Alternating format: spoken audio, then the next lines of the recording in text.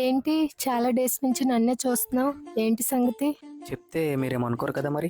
First నువ్వు చెప్పు, తర్వాత ఆలోచిస్తా ఏమైనా అనుకోవాలా వద్దా అని. చాలా రోజుల నుంచి ఒక అమ్మాయిని చూస్తూ ఉండడం అలవాటైపోయింది.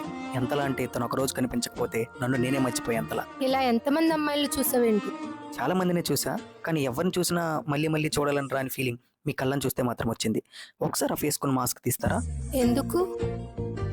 కళ్ళని చూసే నన్ను నేను మర్చిపోయా. అలాంటిది ఆ కళ్ళను దాచి ఉంచిన మీ ముఖాన్ని చూస్తే ప్రపంచాన్ని మర్చిపోతానేమో. ఏం అవసరం లేదు.